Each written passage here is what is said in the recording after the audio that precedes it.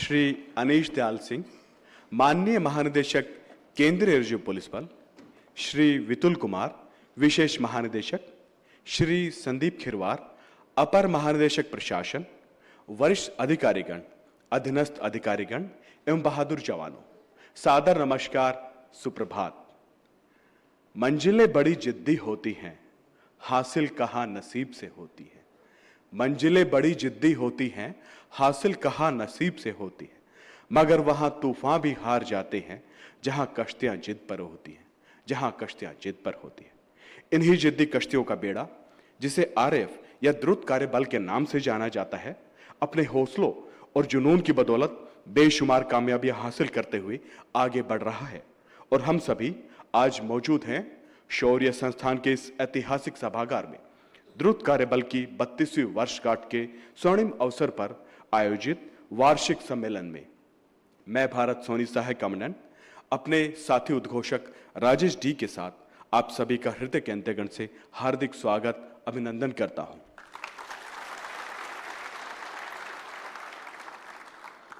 Now, I request Shri Sunil Joon, IG Rapid Action Force, to welcome the chief guest with a planter.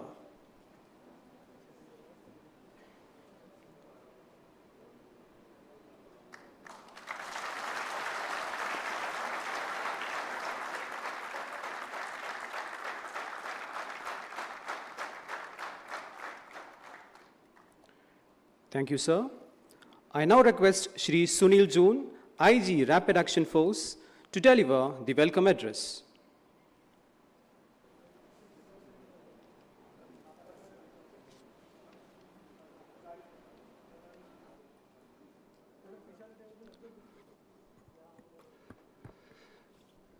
समारोह के विशिष्ट अतिथि बल के माननीय महानिदेशक श्री अनीश दयाल सिंह, मंचासीन विशेष महानिदेशक प्रचालन श्री वितुल कुमार, अपर महानिदेशक मुख्यालय Shri Sandeep Khirwar, IG administration, CRPF के वरिष्ठ, आरएएफ के पूर्व अधिकारीगण, सम्मानित अतिथिगण एवं साथियों, व सीधे प्रसारण के माध्यम से जुड़े सीआरपीएफ के सभी संस्थानों, बटालियंस, आरएएफ की बटालियंस के सभी अधिकारीगण व साथियों, आरएएफ की 32वीं वर्षगांठ के अवसर पर आप सभी का हार्दिक स्वागत एवं अभिनंदन। यह अवसर केवल उत्सव का ही नहीं, बल्कि हमें आरएएफ की अद्वितीय उपलब्धियों और योगदान को याद करने और भविष्य के लिए हमारे कर्तव्यों का पुनः स्मरण करने का भी है।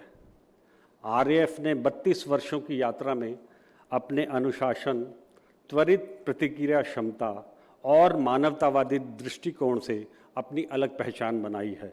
हमने serving humanity with sensitive policing के ध्येय को सर्वोच्च प्राथमिकता दी है। महोदय, विगत वर्ष के दौरान आरएएफ ने अनेकों चुनौतियों का सफलतापूर्वक सामना किया, जिसमें प्रमुख रूप से मणिपुर में जारी जातीय संघर्ष तथा किसान आंदोलन का जिक्र करना चाहूँगा। दोनों ही परिस्थितियों से निपटने में विशिष्ट कुशलता की आवश्यकता थी, जिसे आरएएफ के सभी कार्मिकों, जिसमें महिला कॉम्पोनेंट का भी बहुत योगदान है, ने बेहद उत्कृष्टता से स्थिति को संभाला। हमारे अधिकारियों और जवानों की पेशेवरता को पूरे देश में सराहा गया। हमारी त्वरित प्रक्रिया से स्थिति को नियंत्रण करने की क्षमता ने आरएएफ को लाखों नागरिकों के विश्वास का प्रतीक बना दिया है। इसके अतिरिक्त अयोध्या में श्री राम मंदिर प्राण प्रतिष्ठा, केरला के सबरीमाला, पुरी तथा गुजरात यथ यात्रा जैसे अनेकों आयोजनों को सफलतापूर्वक संपन्न कराने में आरएएफ ने महत्वपूर्ण भूमिका निभाई। दिल्ली, उत्तराखंड, हरियाणा, राजस्थान, पंजाब, चंडीगढ़, गुजरात, उत्तर प्रदेश, बिहार, पश्चिमी बंगाल, ओडिशा, मध्य प्रदेश, झारखंड, महाराष्ट्र, कर्नाटका, तमिलनाडु, तेलंगाना, केरला, गोवा, दमन एवं दीव व देश के विभिन्न हिस्सों में कानून व्यवस्था को नियंत्रित करने के लिए आरएएफ को विभिन्न अवसरों पर तैनात किया गया, जिसे आरएएफ ने बखूबी पूर्ण किया।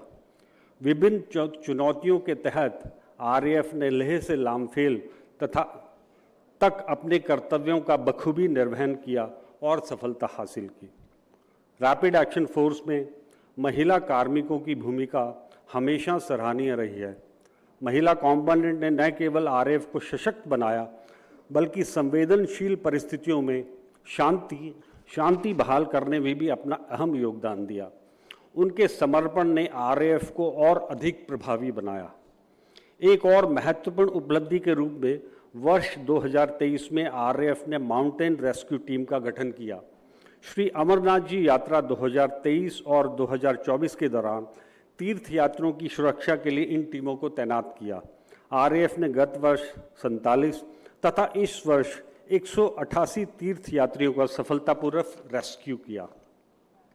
महोदय, गत वर्ष मेरठ में संचालित ट्रेनिंग इंस्टीट्यूट रैपो ने आरएएफ की कन्वर्शन ट्रेनिंग के अलावा RPF, UP police, BSF, Haryana police के लगभग 8000 कार्मिकों को प्रशिक्षण प्रदान किया तथा इस वर्ष भी विभिन्न सीएपीएफ और पुलिस फोर्सेस के जवानों को ट्रेनिंग प्रदान कर रही है।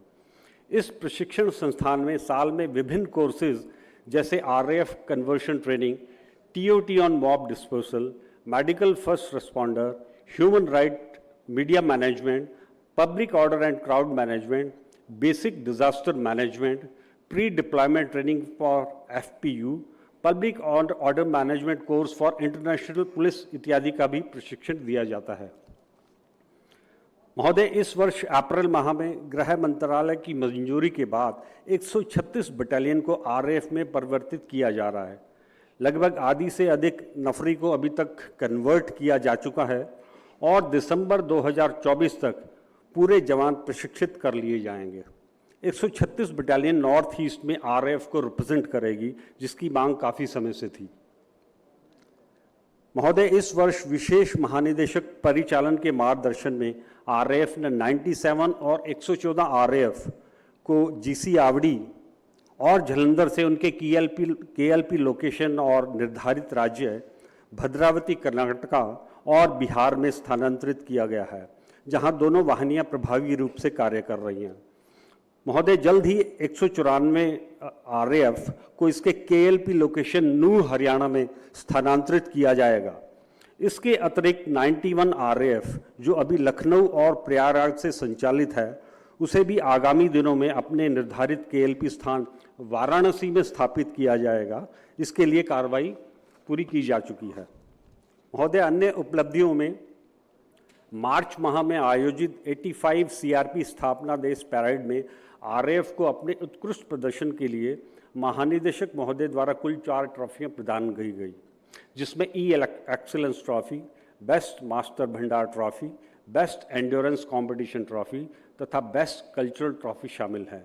साथ ही इस वर्ष सीआरपी की विभिन्न खेल प्रतियोगिताओं में आरएएफ की बटालियनों ने 17 ट्रॉफियां प्रथम स्थान, 11 ट्रॉफियां द्वितीय स्थान और 2 ट्रॉफियां तृतीय स्थान की प्राप्त की हैं। इसके अलावा महानिदेशक महोदय द्वारा 220 आरएएफ कर्मियों को प्रतिष्ठित डीजी डिस्क से भी सम्मानित किया है। विगत कुछ समय में आरएएफ ने कई आधुनिक तकनीकों के साथ अपनी परिचालनिक क्षमताओं को बढ़ाने के लिए भी महत्वपूर्ण पहल की है। आरएएफ ने एमबीपीवी को मल्टी बैरल शेल लॉन्चर के साथ सफलतापूर्वक समायोजित किया है और महोदय, वर्तमान में इसकी तैनाती मणिपुर में की गई है।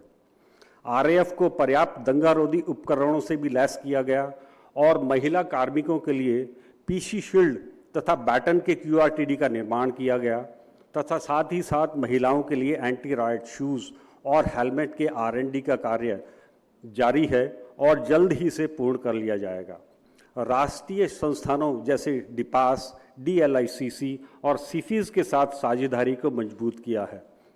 महोदय, इसके अतिरिक्त हाल ही में ई वैटिंग के लिए माननीय महानिदेशक महोदय द्वारा EKIUL परियोजना पायलट परियोजना को लागू करने के लिए भी आरएएफ की सराहना की गई है और इसमें आने वाले समय में सीआरपीएफ में भी इसे सफलता से लागू किया जाएगा। मैं खासकर धन्यवाद देना चाहूँगा प्रोविजनिंग डायरेक्टरेट का, जो इसमें हमारा नित मार्गदर्शन कर रहा है। महोदय, आपके विजन के तहत आरएएफ में कॉन्टैक्टलेस क्राउड कंट्रोल प्रणाली को लागू करने की दिशा में भी प्रभावी कदम उठाए जा रहे हैं। यह प्रणाली आगामी समय में प्रभावी रूप से लागू की जाएगी, जिससे भीड़ प्रबंधन अधिक सुरक्षित और कुशल होगा। वर्तमान में इस तकनीकी के क्रियान्वयन के लिए प्रयास किए जा रहे हैं। 2024 और 2025 के रणनीति लक्ष्यों में तकनीकी क्षमताओं के साथ क्राउड कंट्रोल के लिए दंगारोधी ड्रोन, एआई संचालित निगरानी प्रणाली, उन्नत सुरक्षात्मक गियर, लार्ड तथा डैजलर डिवाइसेस को शामिल किया जाएगा। इसके अलावा mob control vehicle, body मॉन्ट camera और लाइट वज्रा वाहनों की खरीद आरएएफ की क्षमता को और प्रभावी करेगी। आज के इस गौरवशाली अवसर पर हमने आरएएफ के पूर्व अधिकारियों एवं वर्तमान अधिकारियों को रैपिड एक्शन फोर्स की स्थापना और विकास से अब तक की यात्रा और भीड़ प्रबंधन में उभरती प्रवृत्तियां और भविष्य की चुनौतियों जैसे महत्वपूर्ण विषयों पर चर्चा के लिए आमंत्रित किया है। इस चर्चा के माध्यम से हम आरएएफ की यात्रा और इसकी उपलब्धियों का अवलोकन करेंगे। साथ ही भविष्य में भीड़ प्रबंधन से संबंधित उभरती प्रवृत्तियों और चुनौतियों पर गहन विचार विमर्श करेंगे। मुझे पूर्ण विश्वास है कि इस महत्वपूर्ण आयोजन के पश्चात हम भविष्य में आने वाली चुनौतियों से बेहतर तरीके से निपटने में अधिक सक्षम होंगे।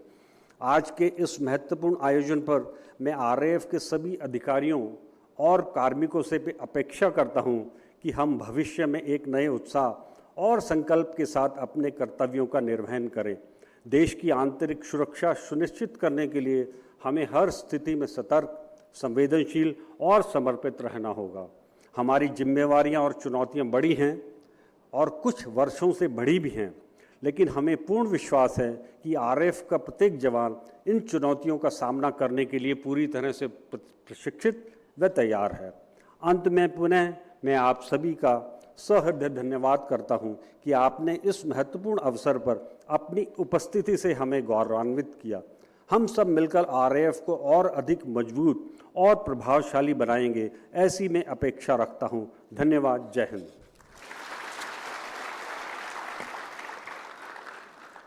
Thank you, sir.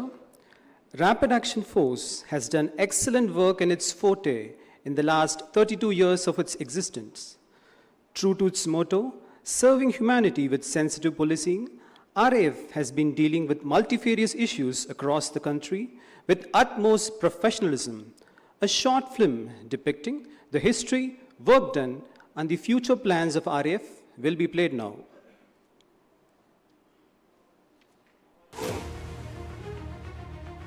निष्पक्ष, निर्भीक, सटीक, संवेदनशील।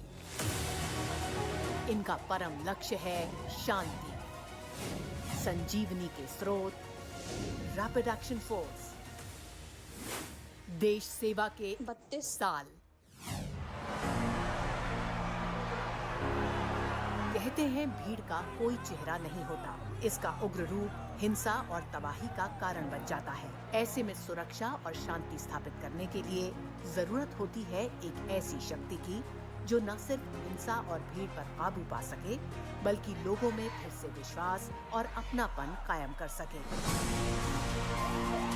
देश के लगभग हर हिस्से में रैपिड एक्शन फोर्स इस कर्तव्य को बखूबी निभाती आ रही है। This is a force that over time, this force has built for itself a formidable reputation. How? That in times of serious trouble, all states demand presence of RAF, number one. Number two, the local population respects RAF and also holds it in awe. It trusts RAF. Conversely, the miscreants fear RAF. So this is a very, very important aspect that RAF is performing, and the USP of this force is its quick deployment, very prompt action, and then swift withdrawal. So it's a striking force that is there to deliver on the objective for which it is deployed. So it is a feared force. It was, I remember long back in 2004, it was for the first time it was deployed in Manipur, and it was very, very effective. Resolving such conflicts where the tempers are frayed, where both sides are very agitated, but intervention of the RAF means that it will be professional approach and quick resolution. Manipur हिंसा, नूह उपद्रव हो या फिर किसान आंदोलन, महाकुंभ हो या जगन्नाथ रथ यात्रा, रैपिड एक्शन फोर्स के वीर जवान हमेशा अपनी प्रतिज्ञा पूरी निष्ठा से निभाते आए हैं, serving humanity with sensitive policing. देश भर में मौजूदगी 7 अक्टूबर 1992 को वजूद में आई रैपिड एक्शन फोर्स आज दंगों या दंगे जैसे हालात को काबू करने में अपनी सेवा दे रही है। देश के संवेदनशील इलाकों को देखते हुए बटालियंस के मुख्यालयों को स्थापित किया गया है। सीआरपीएफ की गौरवमयी यात्रा में आरएएफ की महत्वपूर्ण भूमिका रही है। आज से 32 वर्ष पूर्व आरएएफ को एक स्पेशलाइज्ड फोर्स के रूप में गठित किया गया था, जो कोई भी किसी भी प्रकार की कोई लॉ एंड ऑर्डर समस्या आती है उसको एक उचित तरीके से, एक प्रोफेशनल तरीके से हैंडल कर सके। और आरएएफ ने इसे बड़े सही तरीके से निभाते हुए अपने मैंडेट को बखूबी निभाया है। कोई भी किसी भी प्रकार की कोई आपात स्थिति हो, लॉ एंड ऑर्डर की सिचुएशन हो, कोई राइट की सिचुएशन हो, भीड़ का नियंत्रण हो, जैसे कोई फेस्टिव ओकेजन में हो जाता है, इलेक्शन ड्यूटी हो, तो आरएएफ ने त्वरित गति से कार्य करते हुए देशवासियों का विश्वास जीता है, मन जीता है। आज देश में कहीं भी कोई समस्या होती है तो सबसे पहले आरएएफ की डिमांड की जाती है कि उस प्रदेश द्वारा कि हमें आरएएफ दी जाए ताकि हम उसको स्थिति को नियंत्रण कर सकें। और मुझे गर्व है जहाँ पे भी आरएएफ को तैनात किया जाता है वो उत्कृष्ट कार्य करते हुए स्थिति को नियंत्रण करती है और सफलता की नई मिसाल कायम करती है। जीरो टाइम रिस्पॉन्स,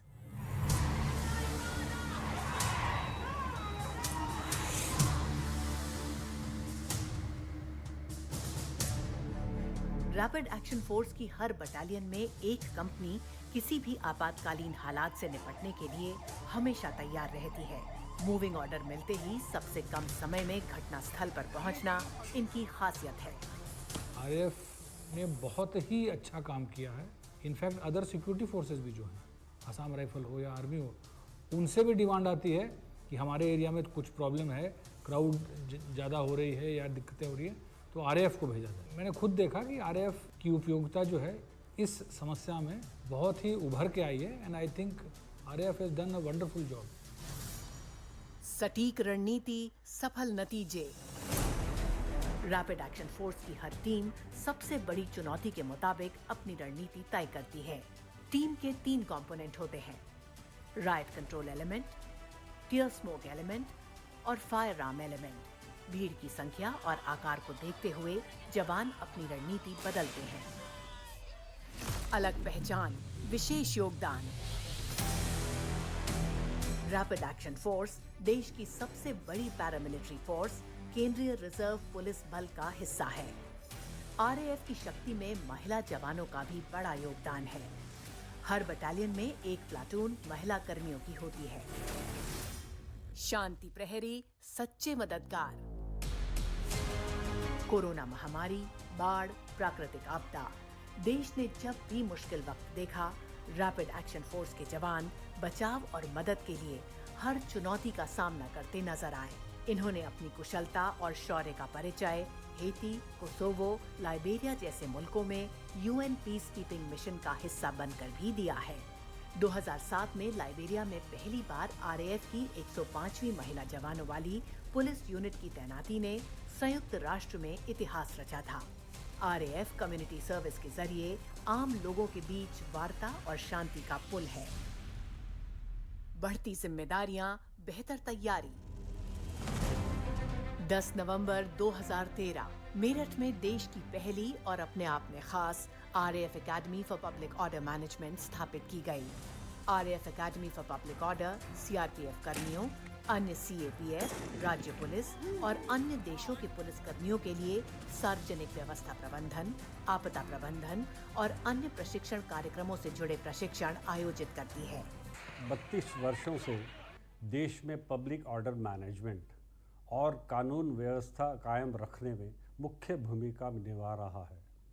जिस उद्देश्य के लिए इस स्पेशल फोर्स का निर्माण किया गया था, उसे बखूबी निभाते हुए तथा ज़ीरो रिस्पांस टाइम व ज़ीरो एरर के सिद्धांत पर काम करते हुए यह बल हमेशा देश की उम्मीदों पर खरा उतरा है। चाहे रॉयट्स या रॉयट्स लाइक सिचुएशन हो, लॉ एंड ऑर्डर प्रॉब्लम हो, डिज़ास्टर मैनेजमेंट हो, किसी भी धार्मिक उत्सवों में लोक व्यवस्था कायम करना हो या फिर अंतर्राष्ट्रीय स्तर पर यूनाइटेड नेशन मिशंस में अपना योगदान देना हो, आरएएफ के सभी कार्मिकों ने निष्ठा व ईमानदारी से काम किया है।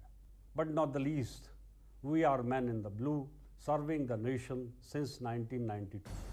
सेवा और समर्पण, असाधारण वीरता, अदम्य साहस और अतुल्य बलिदान की प्रथा कायम है। We have to evolve as per the challenges. Even in J&K, when the law and order situation used to be bad prior to 2019 particularly, so the response of the RAF and the forces evolved in terms of use of non-lethal ammunition, number one, and the tactics adopted by the adversary.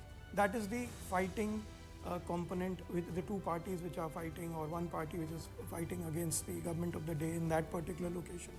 So you have to evolve. That evolution will only happen if you are alive to the challenges and keep learning from them and keep devising, using technology, how you can handle the situation better. Going forward, the ways that the traditional way of handling crowd involved at some stage physical touch. Now going forward, my thought process would be that we should evolve a system where without getting in touch with the crowd physically, which could become very odd if a camera catches you irrespective of the facts, but if we can devise a method where through use of various technologies available and which will come in time, where we can avoid total physical contact and still deal with the situation.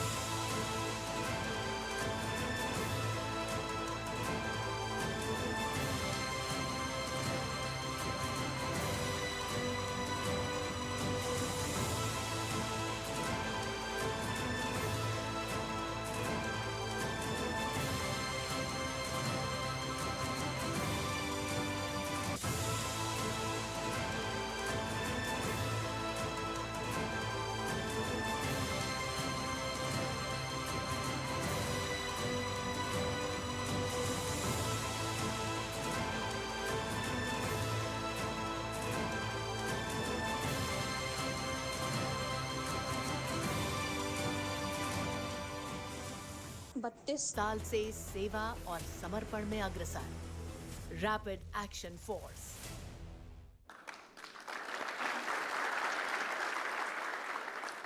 अभी आप देख रहे थे RAF के रणबांकुरों के प्रतिम शौर्य से रची गाथा की साक्षी एक लघु चलचित्र। दर्शकों से अनुरोध, एक बार पुनः जोरदार तालियों की गड़गड़ाहट से इस शानदार प्रस्तुति का अभिवादन करें। कार्यक्रम के अगले चरण में उत्कृष्ट प्रशासनिक, परिचालनिक एवं ई गवर्नेंस हेतु सर्वश्रेष्ठ बटालियन की ट्रॉफी माननीय महानिदेशक महोदय के कर कमलों से विजेताओं को प्रदान की जाएगी। माननीय मुख्य अतिथि महोदय एवं मंचासीन वरिष्ठ अधिकारी से विनम्र आग्रह, कृपया ट्रॉफी वितरण हेतु मंच के आगे आए एवं श्री सुनील जून आईजीआरएफ से आग्रह कि आप उनकी अगुवाई करें।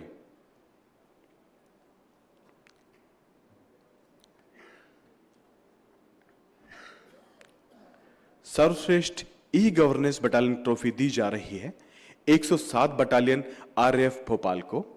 ट्रॉफी ग्रहण करेंगे श्री जगदीश बलाई, कमांडेंट 107 बटालियन आरएएफ। दर्शकों से अनुरोध, जोरदार तालियों के गड़गड़ाहट से स्वागत करें ट्रॉफी विजेता श्री जगदीश बलाई, कमांडेंट 107 बटालियन आरएएफ।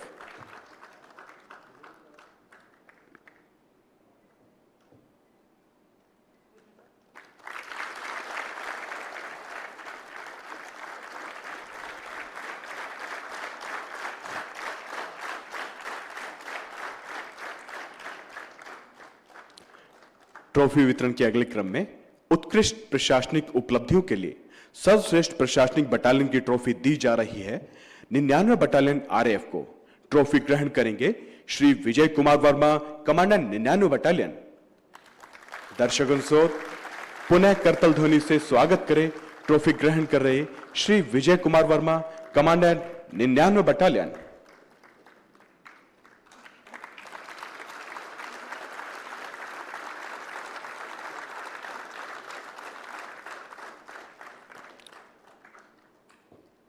और अब बारी है उत्कृष्ट परिचालनिक उपलब्धियों के लिए सर्वश्रेष्ठ परिचालनिक बटालियन की ट्रॉफी की। इस वर्ष यह ट्रॉफी दी जा रही है 106 बटालियन द्रुत कार्यबल को। ट्रॉफी ग्रहण करेंगे Shri Rajiv Kumar, commandant 106 battalion RAF.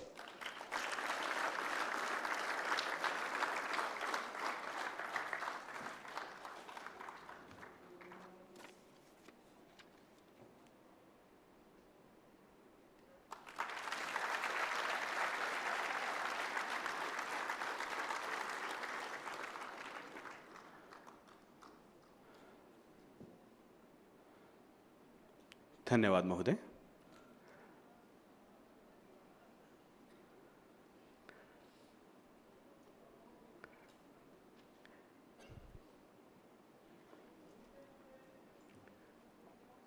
अब मैं विनम्र आग्रह करता हूं हमारे आज के समारोह के माननीय मुख्य अतिथि एवं बल के मुखिया श्री अनीश दयाल सिंह, माननीय महानिदेशक केंद्रीय रिजर्व पुलिस बल से कि आप अपने ओजपूर्ण वाक्यों से सभा को संबोधित कर कृतार्थ करें।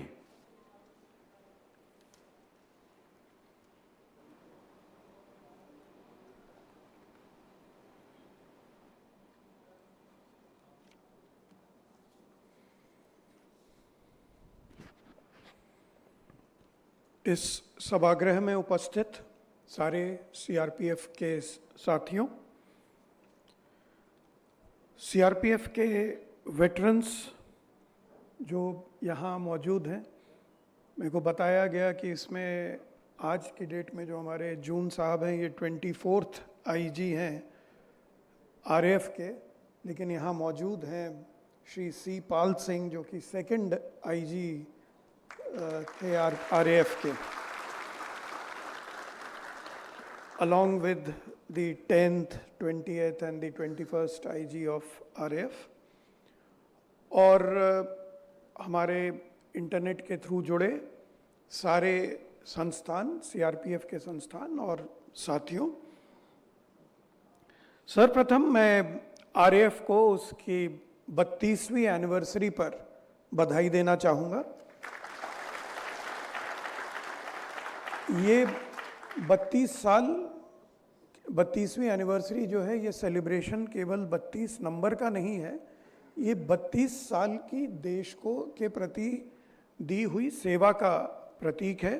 और आज हमें उसको पूरा हक है कि उसको सेलिब्रेट किया जाए और उसको जितने भी उसके साथ जुड़े 32 साल से जुड़े अधिकारी, जवान सब हैं, सब बधाई के पात्र हैं।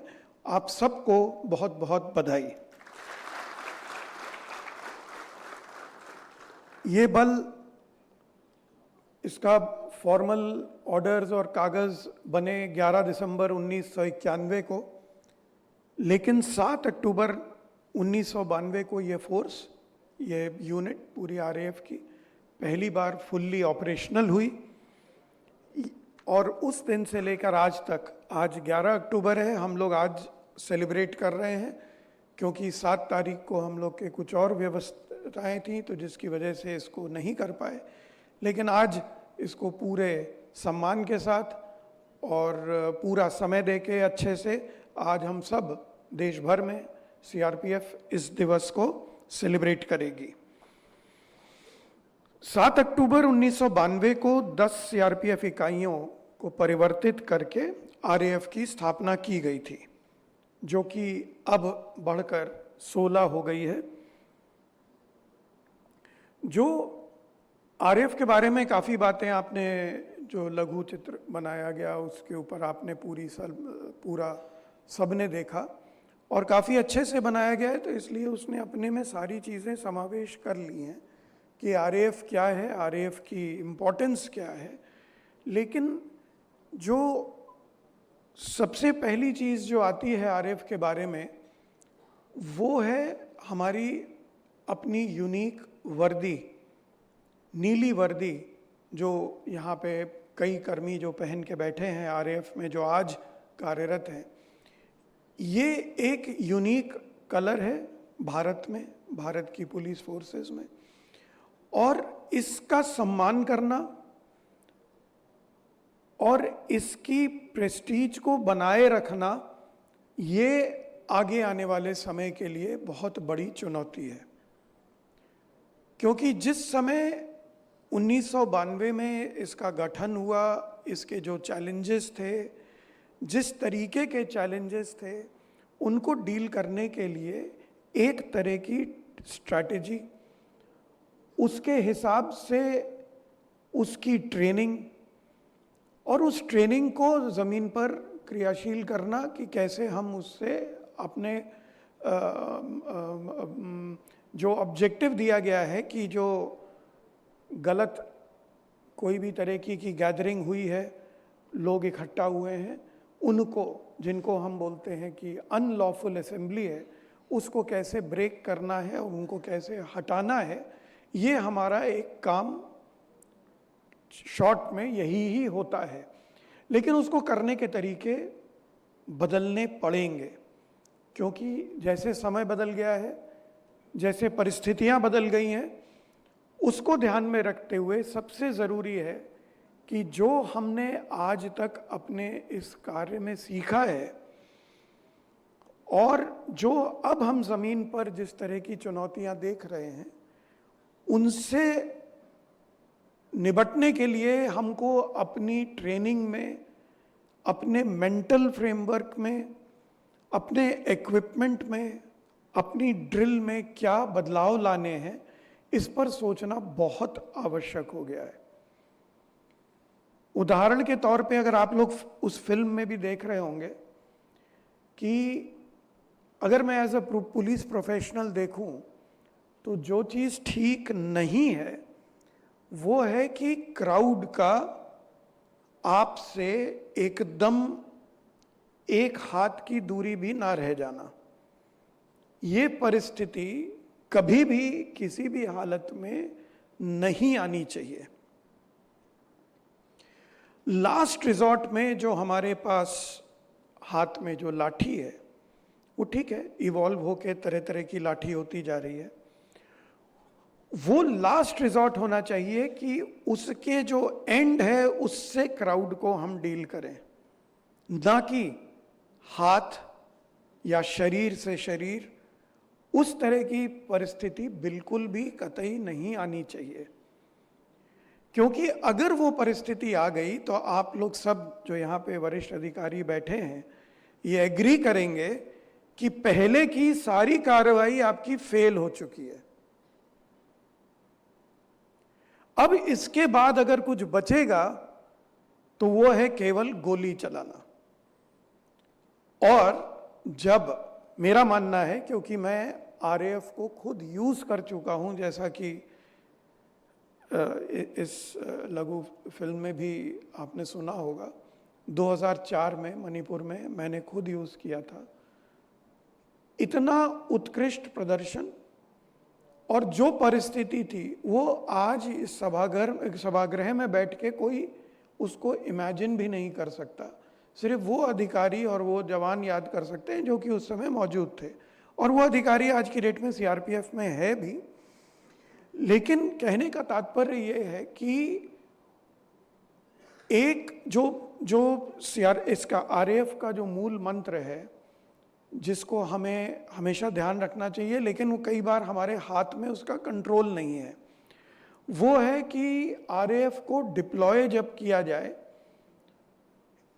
Swift deployment, Swift action and quick withdrawal.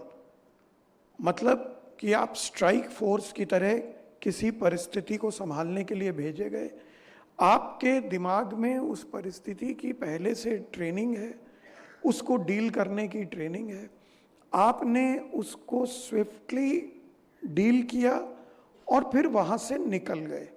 ये सब चीज़ों में अपना एक बहुत इम्पॉर्टेंट एस्पेक्ट छुपा हुआ है। वो होता है कि जो एडवर्सरी है वो आपको कितना समझता है, उसके मन में आपके प्रति क्या भाव है। वो उत्तेजित है, उसके अपने ग्रीवांसेस हैं, वो उस तरफ अपना ध्यान केंद्रित किए हुए है। उसी समय एक बहुत well organised body of troops, नीली वर्दी में, मेल हो फीमेल हो जैसी परिस्थिति है, स्मार्ट टर्नआउट के साथ, करेक्ट एंड एप्रोप्रिएट इक्विपमेंट के साथ वहां पे सडनली उतरते हैं और अपने ड्रिल के अनुरूप पूरी कार्रवाई शुरू करते हैं और उसी प्रोफेशनल तरीके से खत्म करके गाड़ी में बैठ के वापस गायब।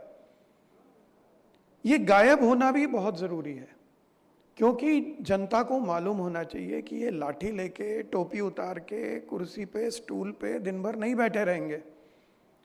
जब भी कोई सिविलियन किसी भी वर्दीधारी को इस तरीके के पोज में, पोजीशन में देखता है कि वो कुर्सी पे बैठ गया, ज़मीन पे बैठ गया, स्टूल पे बैठ गया, दुकान के बाहर बैठ गया, चाय ले ली, टोपी उतार दी, गर्मी लग रही है, टोपी उतार दी और बैठा है, फिर कोई किसी को नींद भी आ गई, तो उस वर्दी की, उस फोर्स की, उस सिविलियन के जो दिमाग में एक इमेज होती है, शर्तिया 100% वो नीचे आती है।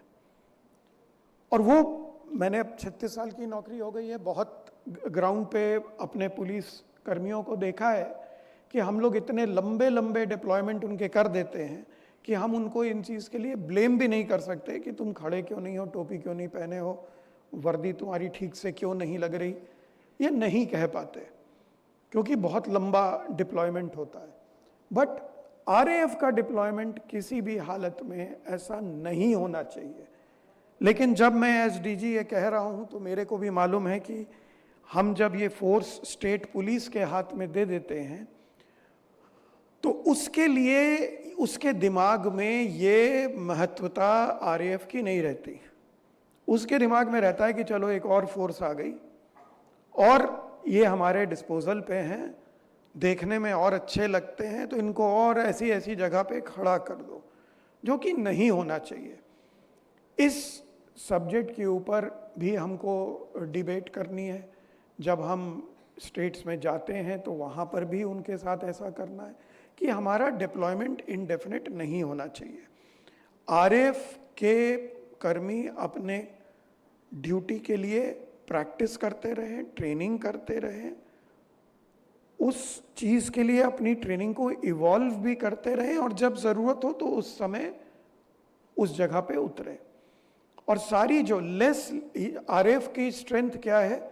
लेस लीदल वेपनरी का इस्तेमाल। अगर उसको भी गोली चलानी पड़ी तो फिर आरएएफ की बात मतलब हो गया कि आरएएफ भी फेल कर गया। ठीक है, हमारा आर्म्ड कंपोनेंट है और उसका भी महत्व है, लेकिन जो आरएएफ को कर लेना चाहिए किसी भी परिस्थिति में, उसके लिए हमारे पास कोई एक्सक्यूज भी नहीं होना चाहिए कि हमारा डिप्लॉयमेंट ऐसे समय पे हो, ऐसी जगह पे हो जहां से कि हम डिस्टेंस रखते हुए क्राउड को इफेक्टिवली डील करके, उसको तोड़ के उसको दूर कर दें। ट्रेडिशनल क्राउड कंट्रोल और उसके लिए normal police, GD unit of CRPF should be enough, but RAF should only be used for crowd control. It is very unfortunate कि जैसे शायद आप लोग जगन्नाथ यात्रा का दिखा रहे थे, शायद पुरी का, कि उसमें RAF देखने में तो बड़ा अच्छा लग रहा है कि वो एक गोला बना के नीली वर्दी है, लेकिन वो नीली वर्दी का रोल नहीं है। जहां क्राउड ने आपसे संपर्क कर लिया तो कल किसी और परिस्थिति में वो आपसे उतना डर के नहीं रहेगी और आप उतनी अपनी इफेक्टिवनेस को कॉम्प्रोमाइज्ड पाओगे। तो इसके ऊपर मेरी ये अपेक्षा है कि जो आज हमने ग्रुप डिस्कशंस रखे हैं, तो जब आईजी जून साहब ने बताया था कि हम लोग को ऐसा ऐसा करना है, तो हम इसमें डिस्कशंस रखें जो कि हमारे बल को आगे चलते करें। तो हमने कहा ठीक है, बिल्कुल, उसमें मेरी सलाह यही थी और हमारे ख्याल से इन्होंने इनकॉर्पोरेट भी कर लिया है कि एक तो होना चाहिए कि हमारी 32 साल की उपलब्धियां, 32 साल की सीखें, 32 साल के एक्सपीरियंस, उसके ऊपर एक डिस्कशन ज़रूर होना चाहिए, क्योंकि एक सेलिब्रेशन का दिन है। तो जो जो इसके इवोल्यूशन से जुड़े अधिकारी हैं, सब हैं, वो इसका भी एक व्याख्यान करें, इसकी भी एक डिस्कशन हो, डिबेट हो, और सब लोग उससे लाभ उठाएं कि 32 साल में कहाँ से शुरू हुए थे 1992 में, और आज 2024 में हम कहाँ हैं। इसका आकलन, इसका विश्लेषण वो बहुत आवश्यक है। और आई एम श्योर कि जब हमने सिलेक्ट करके ऑफिसर्स को, रिटायर्ड आईजीज ऑफ आरएएफ को अपने साथ यहाँ पे आज आमंत्रित किया है, तो हमको ये फ़ायदा ज़रूर मिलेगा। और दूसरा जो कि बहुत इम्पॉर्टेंट है, वो है emerging trends in crowd management and therefore कि आने वाली चुनौतियाँ क्या हैं। और आने वाली चुनौतियों को सिर्फ इंगित कर लेना ही काफ़ी नहीं है, उसको देखते हुए आपको क्या करना है। जैसे कि फॉर एग्जांपल आप देखिए कि आपने अभी फार्मर्स एजिटेशन आपने वहाँ पे डील किया सिंघू बॉर्डर पे, मेरी समझ में बहुत प्रोफेशनली और बहुत अच्छे तरीके से किया। जो बल वहाँ मौजूद थे, जो यूनिट्स आरएएफ की वहाँ मौजूद थीं, उनके जो कमांडर्स थे, उनको हमें ज़रूर बैठाना चाहिए एक साथ कि निकल गया, हो गया, बहुत अच्छा है, फोर्स के लिए, बल के लिए, देश के लिए, गृह मंत्रालय के लिए बहुत अच्छा काम हुआ कि आपने उनको, एजिटेटर्स को, वो ब्रिज नहीं पार करने दिया, जो कि लास्ट टाइम फेल कर गई थी पूरी अटेम्प्ट, और उसी से सारी प्रॉब्लम शुरू हुई थी। लेकिन क्या हम इसी के ऊपर, should we rest on our laurels and be happy with that performance? क्या जो एजिटेटर्स थे, जो कि आपको पार नहीं पा पाए, क्या वो हताश होके बैठ जाएंगे? या जिन जिन एजिटेटर्स ने, पोटेंशियल एजिटेटर्स ने आपकी ये फिल्म देखी, मतलब आपकी एक्टिविटी देखी, टीवी पर आपकी परफॉर्मेंस देखी कि भाई कैसे इन्होंने क्या किया, वो लोग अपनी स्ट्रैटेजी नहीं चेंज करेंगे?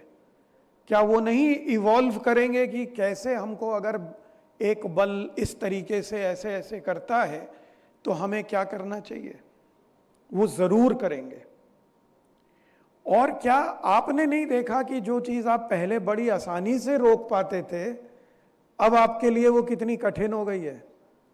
अब हर व्यक्ति एजिटेटर अपने साथ गीला रुमाल, गीला कंबल, गीला कपड़ा लेके चलता है कि आपकी टीयर स्मोक एम्यूनिशन को मैं विफल करूं, और विफल ऐसे नहीं करूं कि उससे मेरे पे कुछ नहीं होगा, उसकी हिम्मत भी आ जाती है कि वो उठा के वापस भी फेंकता है। और उसके बाद आपने जो बैरियर्स लगाए और सब कुछ किया, उसके ऊपर उसने कैसे अटैक किए वो भी आप लोग ने देखा, किस तरीके से वो भी ट्रैक्टर लाए, बड़ी वो लाए, और उन्होंने उससे टक्कर मार मार के। Now this was one situation. आप डिफरेंट थिएटर्स की डिफरेंट सिचुएशंस, इसी तरह मणिपुर में जब मणिपुरी औरतें, लड़कियां सब आपके सामने उतनी मात्रा में ऐसे आ जाएं, तो आप उस परिस्थिति में क्या और कैसे करें? फिर कश्मीर में हो, वहाँ पे अगर वो पत्थर मार रहे हैं, क्या कर रहे हैं, तो हम अपने को प्रोटेक्टेड रखते हुए उनको इफेक्टिवली डिस्पर्स कर पाएँ, ये जो इसकी कला है, जो इसके लिए हमको अपने को इक्विप करना है। हम लोग अपने को बांध लेते हैं कि भाई ये हमको दिया गया है, इसी से हमको सब कुछ करना है। लेकिन जब इसके यूजर, जो भी टेक्नोलॉजी है आज की डेट में, उसके यूजर केवल आप ही हैं, आरएएफ ही है। और आरएएफ जो है देश के लिए only expert specialised law and order handling force है, और रहनी भी चाहिए। बड़ा दुख होगा मेरे को एज डीजी सीआरपीएफ रिटायरमेंट के बाद भी, या आपके जितने आईजी आरएएफ रिटायर कर चुके हैं और आएंगे, कि अगर उनको पता चलेगा कि राज्य जो है अपने अपने बल क्रिएट करना शुरू कर दें जो कि आरएएफ से अंत में अच्छे साबित हो। और क्यों करेंगे? जब देखेंगे कि भाई आरएएफ हमारे काम नहीं आ रही, हमको ही अपना कुछ करना पड़ेगा। तो ये परिस्थिति कभी भी नहीं आनी चाहिए, और हमको हमेशा जो एजिटेटर्स होते हैं उनसे 10 कदम आगे होना पड़ेगा। इसमें आप जो टेक्नोलॉजी अवेलेबल है और उस टेक्नोलॉजी के इवॉल्विंग इस्तेमाल के थ्रू कैसे हम ये बेहतर कर सकते हैं, इसके ऊपर कार्य आज शुरू हो जाना चाहिए। फॉर एग्जाम्पल, क्या ड्रोन्स का हम बेहतर इस्तेमाल कर सकते हैं? क्या ड्रोन्स के थ्रू हम टीयर स्मोक एम्यूनिशन गिरा सकते हैं जो कि टाइम्ड हो? इम्पैक्ट पे तो होगा नहीं, क्योंकि नीचे अगर क्राउड है तो उसको ग्रैब कर लेगा। तो क्या कोई इन द एयर डिवाइस जो कि एक, अगर आपने उसको 100 मीटर की हाइट से ड्रॉप किया तो 90 मीटर नीचे आने पे वो फटे, उससे स्मोक एक डायरेक्शनल उसमें डिस्चार्ज हो, तो फिर आदमी के पास कोई उपाय नहीं होगा उससे भागने के अलावा। Things like that. But majority of the thought process should be कि we have to deal with the crowd from a distance. ये नौबत आनी ही नहीं चाहिए कि हम हाथ से धक्का मार रहे हैं या कर रहे हैं। जो शील्ड है ये हमको प्रोटेक्ट करने के लिए है कि जो कोई मिसाइल मार रहा है, कोई पत्थर फेंक रहा है, उससे रोकने के लिए। लेकिन क्राउड को भगाने के लिए हमको कुछ ना कुछ नया सोचना पड़ेगा। तो अभी आप लोग के इन चीज़ों पे बात होगी, मेरे को इसके आगे और कुछ नहीं कहना है, सिर्फ आप लोग पे I just wanted to leave a thought with all of you, those who are in RAF today, those who have been in RAF yesterday, and those who are going to be in RAF in future. We all should think of ways and means that how we can do our job better using technology and knowing what is the upcoming challenge. ये आपको CRPF की GD units और उनके अधिकारी जहाँ जहाँ diploid हैं वो आपको बता सकते हैं कि उनको क्या दिक्कतें आती हैं, and therefore what is expected out of RAF. धन्यवाद, जय हिंद, और आपको फिर से बहुत बहुत बधाई।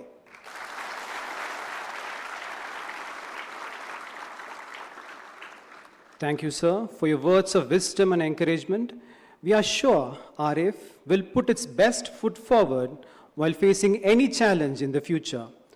Now, I request Shri Sunil Joon, IG RAF, to present a memento to the chief guest of today's function.